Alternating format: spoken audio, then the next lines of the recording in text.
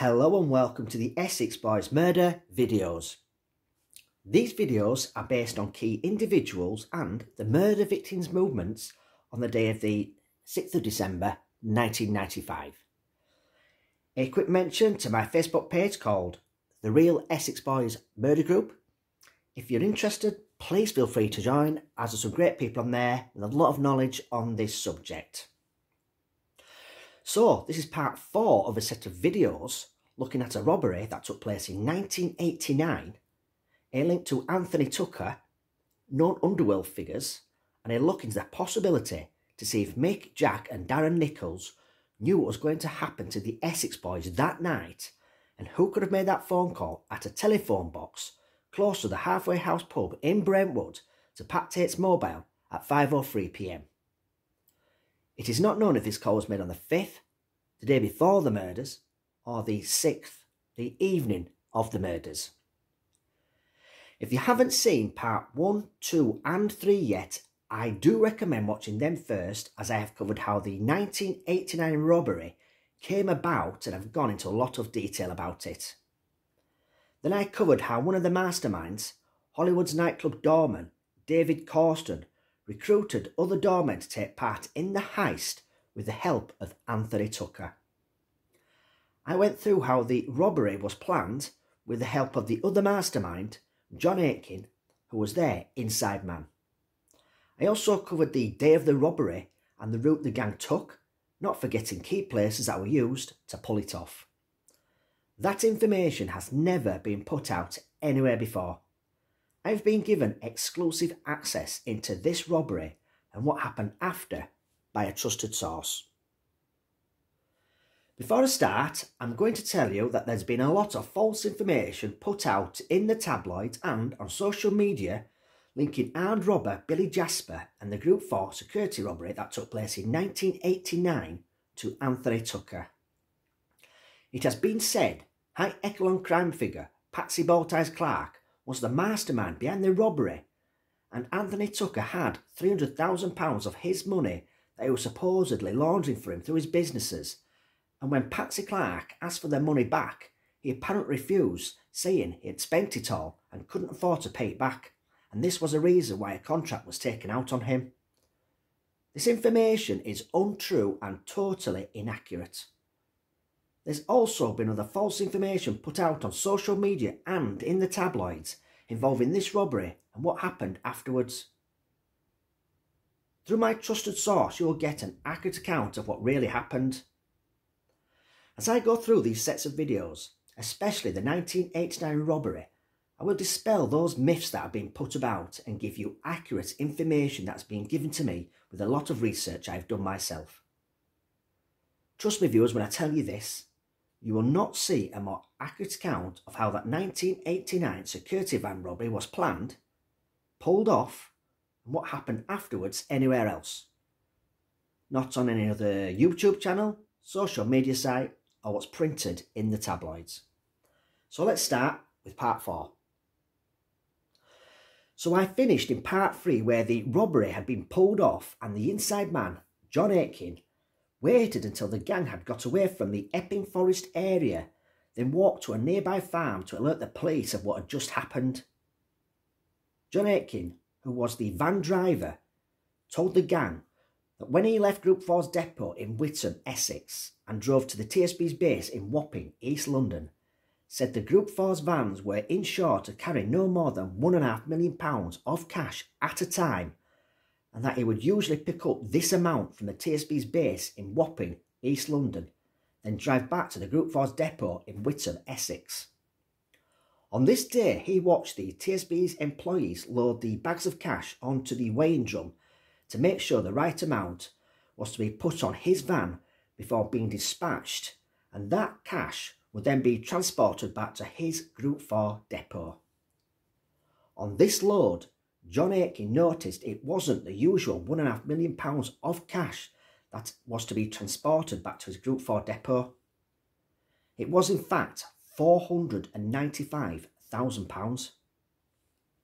When the gang counted out the money at a secret location, they were expecting £1.5 million in cash. They too realised they were £1.5 million short, having counted out £495,000.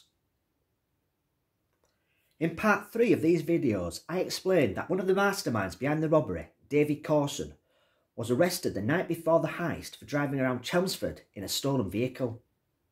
This vehicle, which was a 4.2 litre gold-coloured Jaguar, was to be stored off-road at David Carson's address in Ipswich, as he was to be the getaway driver for the robbery.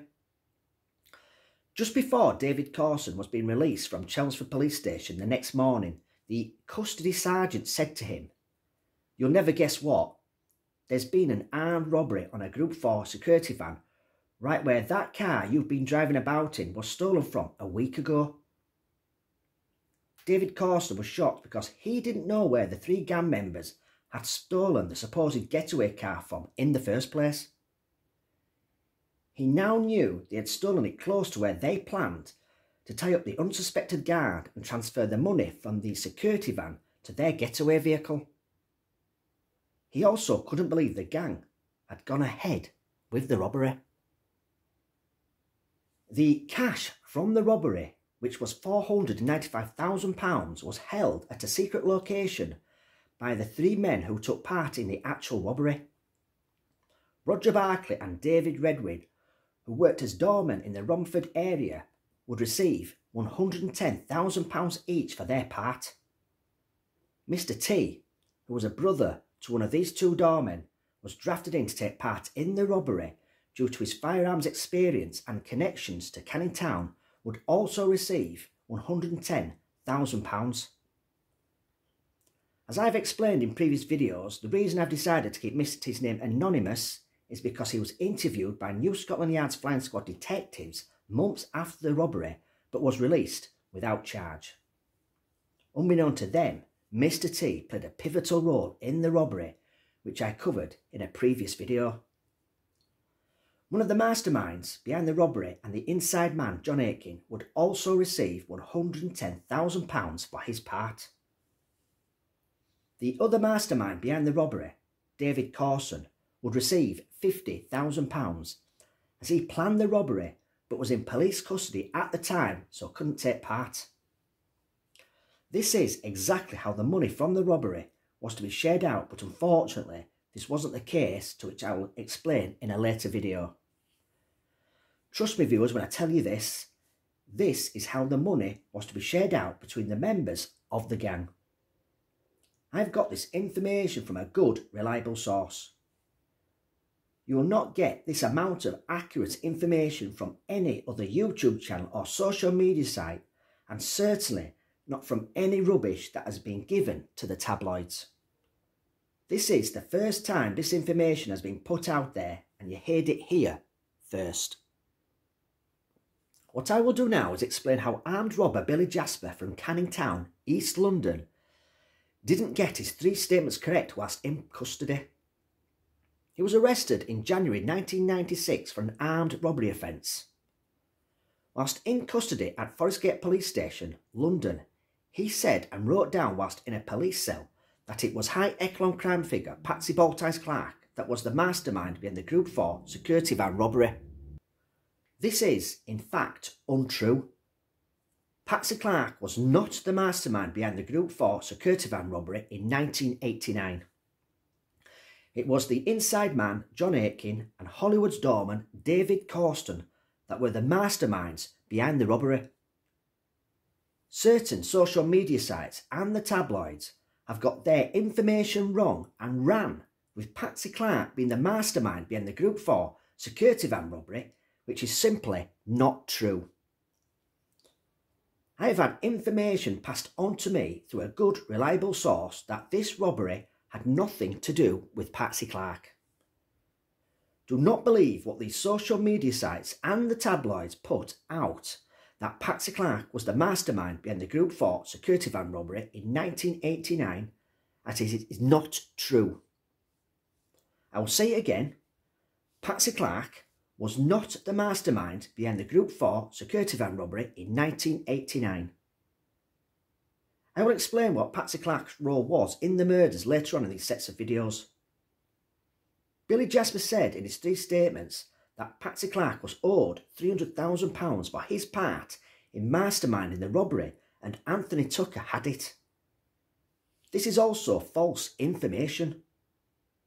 Anthony Tucker never owed Patsy Clark any money from the robbery. Anthony Tucker did look after some of the gang's money from the robbery when the gang were on remand, which was £140,000. Not £300,000 like Billy Jasper said in his statement at Forest Gate Police Station in January 1996. Roger Barkley, who used his own vehicle for the robbery, took it to a scrapyard so it could be crushed at the earliest opportunity. Back in those days, you could just drive a vehicle into a scrapyard, leave the keys inside and walk off. The vehicle would be crushed by the scrapyard owners as they make money. Nothing would come back on them, as far as they were concerned, the vehicle that was left in their yard with the keys by the owner, and the owner would fill in the paperwork and send it off to the DVLA to say their vehicle had been scrapped. Roger Barkley had no intention of sending the logbook off to the DVLA saying his vehicle had been scrapped. He rang the police to say his van had been stolen the night before the robbery. If questioned by the police, he had an alibi. One of the robbers. The inside man, John Atkin, knew he would have to give a statement to the police about what happened during the robbery. He said they stopped at a newsagent's, which he knows is against company policy, on their way back to the depot in Witton, Essex. He told the guard, Anthony Flint, to go into the newsagent's as he was the van driver. As his colleague came out, he noticed two men get out of a red Ford Escort van and rush towards his colleague. He saw one of the men was brandishing a handgun. The robbers then dragged his colleague into the security van and hijacked it. The man with the handgun demanded he drive to Epping Forest. The robber was threatening him and his colleague throughout the journey.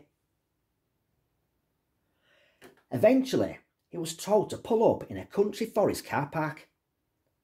He noticed the same red van he saw the two men get out of at the newsagents on Whalebone Lane in Dagenham enter the country forest car park behind him. His colleague, Anthony Flint, was then pulled out of the security van by the armed robber. The gunman then shouted at him not to alert the police or he would be killed. He then noticed the gunman was met by another man and he had rope. They then dragged his colleague towards the forest, hitting him numerous times. He looked into his side mirror and noticed there was another man in the red van who was sitting in the driver's seat. This third man got out of the red van and headed towards him. He opened the driver's side door and took his keys out of the ignition so he couldn't drive off. Shortly afterwards, the two robbers came back from the forest. He didn't hear any shots being fired and noticed the man that had the rope no longer had it, so he assumed his colleague had been tied up somewhere. They then demanded he open the back van doors so they could get to the cash. He was fearing for his life, so he did what they asked. They then took all the bags of cash from the van and put it in their vehicle. Before setting off, the armed robber told him that if he spoke to the police about this, he would kill him. He took this threat very seriously. They then drove off back in the direction they'd come. He couldn't get the registration number of the van as it happened so quickly. After 5 or 10 minutes, he plucked up the courage to leave the van and go and alert the police. He walked back up the way he'd come and stopped at a farm just under a quarter of a mile away on the right. He walked down the farm entrance and knocked on their door. A couple answered. He told them that his security van had just been robbed and the robbers had tied up his colleague in the nearby forest and could they ring 999. They knew he was genuine as he had his Group 4 security uniform on. The police told him to wait at the farm until they arrived, which he did. When they arrived, he told them that his colleague, Anthony Flint, had been tied up in the forest close to the car park. John Atkin knew he had to mention that the red Ford Escort van that pulled up outside the newsagents on Whalebone Lane in Dagenham, as his colleague would mention it in his statement. He also knew his colleague would have seen the red van in the Hainault Forest car park. John Atkin knew he would be under suspicion, as the police and security companies always suspect there's an inside man when this sort of thing happens. As far as he was concerned, he'd given a really good statement, and he was the one that had alerted the police after the robbery had taken place. The gang made a decision. The three that took part in the actual robbery would not have any contact with the co-mastermind and inside man John Atkin or the other co-mastermind David Carson for months after the robbery, which took place in October 1989 in Dagenham, East London. John Atkin and David Carson also agreed not to have any contact with each other for months after the robbery too. Now, these two men knew each other quite well, as they both worked for the Group 4 security company together in the past and were paired together on van runs. It was decided that if any contact or messages were to be passed between the parties, it was to be done through someone who knew about the robbery, Anthony Tucker. They also agreed not to spend large amounts of cash as to not arouse suspicion. The three gang members who pulled off the robbery that day, Roger Barkley, David Redwin and Mr. T, were trusted with the money from the heist and held it at a secret location. Only these three men knew where the money was. Roger Barkley and David Redwin went back to work as doormen at Hollywood's nightclub in Romford. Mr. T went back to his criminal activities in the drugs trade. The inside man, one of the masterminds behind the robbery, John Atkin, had some time off sick, then eventually went back to work as a van driver at the Group 4's depot in Witham, Essex. The other mastermind behind the heist, David Costner, who was due £50,000 of his share of the robbery, carried on working as a doorman at Hollywood's in Ipswich. He never took part in the actual robbery, so he knew if the police began to get leads and questioned him, he had the perfect alibi. He was in police custody at the time the robbery took place. Now, as you can tell, this Hollywood's nightclub has closed down, but in 1989, it had the new owners of the Hollywood's nightclub, which was in Romford, and years later, in Ipswich, the nightclub was renamed Zest. In 2007, it was shut for good and turned into luxury flats. So that's it for this particular video, as I've covered what I needed to. And don't forget, you can join my Facebook page, The Real Essex Boys Murder Group. So until next time, take care.